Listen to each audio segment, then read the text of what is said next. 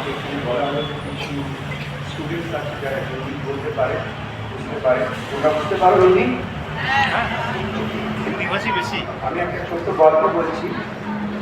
1730 অনেক বছর আগে 1730-তে রাজস্থানে একটি রাজা ছিল ভীষণ ভয়ঙ্কর। সে নিজের সৈন্যদেরকে বলল যে যাও, আমার অনেক কাঠের প্রয়োজন এবং গাছ কেটে নিয়ে এসো।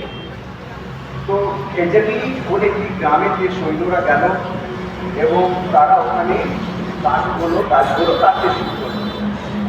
কিন্তু ওখানকার মহিলারা প্রচণ্ডভাবে প্রোটেস্ট করলো, ছেলেদের আগে মহিলারা এসে প্রোটেস্ট করলো। তারপরে আবার সৈন্যরা রাজার কাছে গিয়ে বললো, দেখুন এখানে তো খুব প্রোটেস্ট হচ্ছে। তো রাজা খুব ক্ষুব্ধ হয়ে গেল। উনি বললেন যে আমার কথা মানছে না, এখন তাদের আত্মহত্যা, যে যে গাছ বাঁচাবে তাদেরকেও কেটে পারো গাছের সাথে। তো সেখানে বিষ্ণুই সমুদায়ের প্রথম এক ভদ্রমহিলা অনিন্দিতা দেবী বিষ্ণুই, উনি ওখানে গাছের সাথে লিখতে গেলেন, সৈন্যরা তাকে কেটে ফেললেন। তারপরে দেখে দেখে আরও 36 জন মহিলা পুরুষেরা এসে গাছের সাথে লিখতে গেলেন এবং তাদেরকেও কেটে ফেলা হলো। এই সংবাদ যখন রাজার কাছে গেল, রাজাও তখন খুবই দুঃখিত হলো যে আমার আমার আদেশেতে এমন আন্দোলন হয়ে গেল। সে নিজের ভুল বুঝতে পারল। এই আন্দোলনটার নাম হচ্ছে চিপকো আন্দোলন।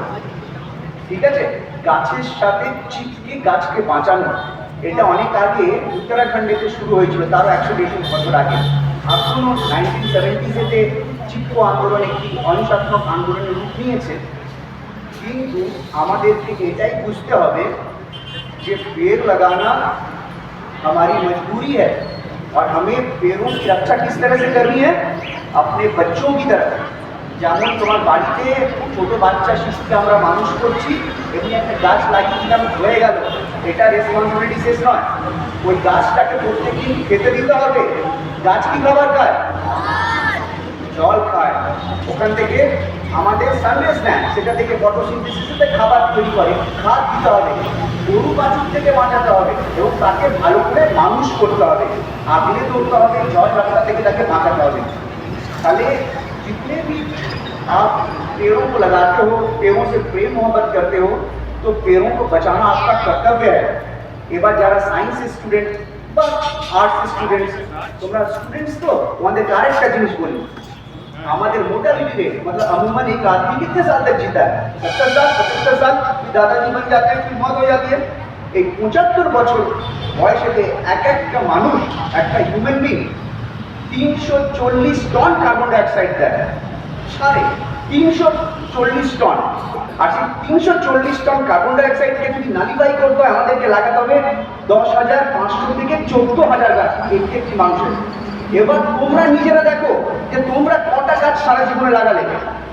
এসি সুইচ অন করে দিচ্ছ, ফ্যান সুইচ অন করে দিচ্ছ, ফুল স্পিডে লাগিয়ে দিচ্ছ, সেটা সলিউশন নয়। ঝগড়া করতে হবে আশেপাশের লোকেদের সাথে, আমাকে গাছ লাগাতেই হবে। অনেক সময় আমাদের কাছে জায়গা নেই, যেখানে জায়গা পাচ্ছ সেখানে লাগাও, উইদাউট ওয়েস্টিং টাইম। ঠিক আছে? তো এখানে আমি আরেক ভদ্রলোকের আমি এখানে নাম নিতে চাই, নীলাঞ্জন নাথ। উনি অ্যাকসেঞ্চারের ম্যানেজিং ডিরেক্টর এবং ওনার অনুপ্রেরণায় এবং আমাদের সহযোগিতা উনি অনেক করেছেন। সেই 220-25টি গাছ উনি দিয়েছেন দুর্গাপুর থেকে, স্মেল অফ সয়েল এনজিও নাম থেকে আমি নিয়ে এসেছি।